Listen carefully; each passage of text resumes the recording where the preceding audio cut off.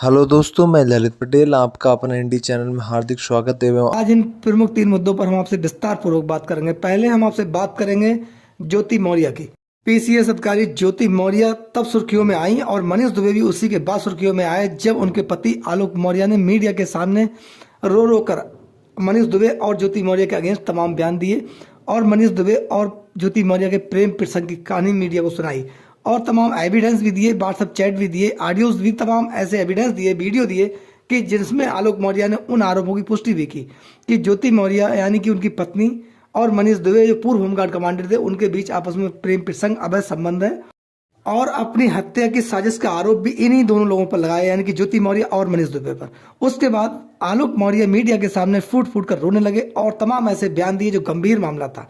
उसके बाद ये मामला सुर्खियों में आया, देश की आम जनता तक पहुंचा और ज्योति मौर्य और मनीष दुबे रातों रात वायरल हो गए। दोस्तों, आलोक मौर्य के बयानों को देखें, उसमें आलोक मौर्य ने 2019 से अपनी पत्नी और मनीष दुबे के प्रेम प्रसंग की बात को स्वीकारा है। उन्होंने कहा कि ज्योति मौर्य और मनीष दुबे 2019 से टच में। हालांकि ज्योति मौर्य ने इससे पहले ही आलोक मौर्य के खिलाफ तलाक का मुकदमा डाल दिया था और उसकी तलाक के मुकदमे की सुनवाई के लिए ही आलोक मौर्य न्यायालय के समक्ष गए थे। उसके बाद तुरंत मीडिया के सामने आए और उन्होंने अपने बयान दिए। आलोक मौर्य का रोता हुआ देख लोगों को सिंपैथी जो आलोक मौर्य से हुई बहुत ज़्यादा हुई। आलोक मौर्य को बेचारा महसूस किया गया, आलोक मौर्य पीड़ित महसूस हुए।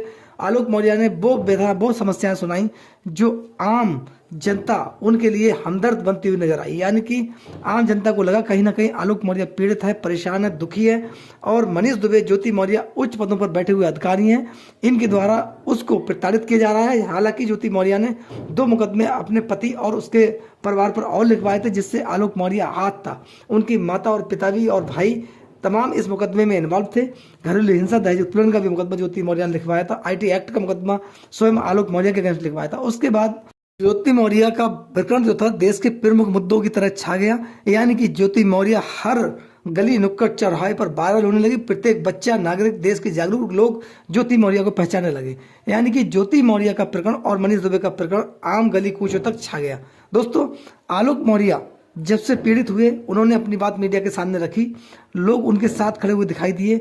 ज्योति मौर्य पर जो आरोप लगे वह गंभीर आरोप थे। हालांकि आलोक मौर्य ने प्रेम प्रसंग तक ही बात नहीं रखी। उन्होंने ज्योति मौर्य पर पद का दुरुपयोग करना, पद की गरिमा गिराने का, भ्रष्टाचार करने का और अवैध संपत्ति अर्जित करने का भी आरोप लगाया था, जिसके चलते मनीष दुबे, ज्योति मौर्य बैकफुट पर आए। यानी कि जो आज आलोक मौर्य के आंसू थे, आलोक मौर्य जो मीडिया के सामने रो रहे थे, गिड़गिड़ा रहे थे, अपनी पीड़ा सुना रहे थे, तमाम एविडेंस दिखा रहे थे, इससे देश की जनता आलोक मौर्य के साथ खड़ी हुई नजर आई। आलोक मौर्य को की भावुकता देखकर लोग पर दुखी हुए और आलोक मौर्य के समर्थन में इसीलिए खड़े हुए क्योंकि आलोक मौर्य प्रथम दृष्टया पीड़ित दिखाई दे रहे थे।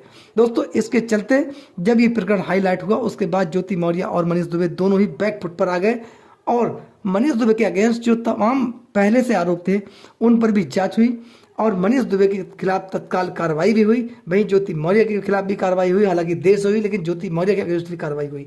यानी कि आलोक मौर्य का रोना, आलोक मौर्य का मीडिया के सामने आना और अपनी पीड़ा मीडिया के सामने बयां करना, जिससे देश का जन समर्थन आलोक मौर्य के साथ खड़ा हुआ दिखाई दिया और अंततः आलोक मौर्य की विजय हुई। हालांकि इस पूरे प्रकरण को मैनेज करने का काम किए गए, इसमें बीना मानवी जो कि महिला विकास मंच की अध्यक्ष है उनके द्वारा भी एंट्री की गई।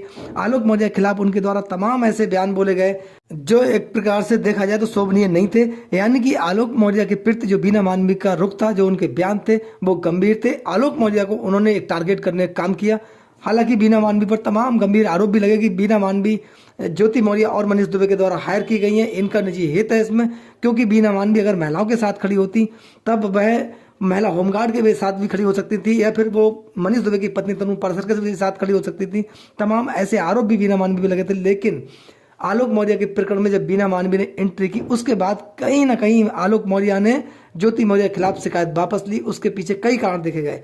कुछ जानकारों का कहना था कि आलोक मौर्य ने शिकायत इसलिए वापस ली है कि उसका परिवार बना रहे, यानी कि अपना परिवार बचाए रखने की दृष्टि से आलोक मौर्य ने शिकायत वापस ली थी। लेकिन कुछ लोगों का कहना था कि आलोक मौर्य ने दबाव के चलते मनीष दुबे, ज्योति मौर्य एंड कंपनी और उसमें जो मुख्य प्रवक्ता थी बीना मानवी, इनके दबाव के चलते आलोक मौर्य ने शिकायत वापस ली। लेकिन इस प्रकरण पर न जाकर दोस्तों मेन चीज ये थी कि आलोक मौर्य ने अपना परिवार बचाने के लिए कहीं ना कहीं कदम आगे बढ़ाया और बहुत बड़ी भूमिका भी निभाई, यानी कि ज्योति मौर्य को राहत देने का काम किया।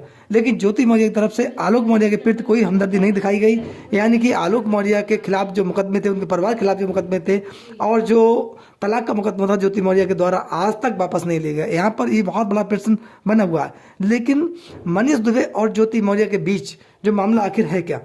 तमाम जो प्रेम प्रसंग का आरोप लगा ज्योति मौर्य और मनीष दुबे ने, दोनों ने स्वीकार भी किया, लेकिन इनकी सामाजिक छवि काफी खराब हुई, यानी कि सामाजिक स्तर ज्योति मौर्य और मनीष दुबे का खराब हुआ, ऐसा लोगों को मानना, क्योंकि इन पर एक पारिवारिक जीवन व्यतीत करने के साथ साथ अवैध संबंध और अवैध प्रेम प्रसंग का आरोप लगा, जिससे समाज में गलत संदेश गया और सामाजिक प्रतिष्ठा मनीष दुबे ज्योति मौर्य की काफी डाउन हुई। इसी को बचाने के चक्कर में मनीष दुबे और ज्योति मौर्य दोनों ही लगे हैं। हालांकि अब इस पूरे प्रकरण में अगला रुख क्या होगा? ज्योति मौर्य क्या मनीष दुबे के साथ जाएंगी या ज्योति मौर्य अपना परिवार बचाए रखने के लिए सही कदम उठाएंगी? वहीं मनीष दुबे भी अपना परिवार बचाए रखने के लिए अगला सही कदम उठाएंगे? ये बहुत बड़ा प्रश्न है। दूसरी हम आपसे बात करते हैं दोस्तों गरीबी की। देश में तमाम आपने राजनेताओं की बात देखी होगी, बड़े बड़े अधिकारियों की बात देखी होगी, तमाम ऐसे बयान देखे होंगे, तमाम संगठन ऐसे रहे होंगे जो गरीबों की बात करते हैं, गरीबों के उत्थान की बात करते हैं, गरीबों को आगे बढ़ाने की बात करते हैं।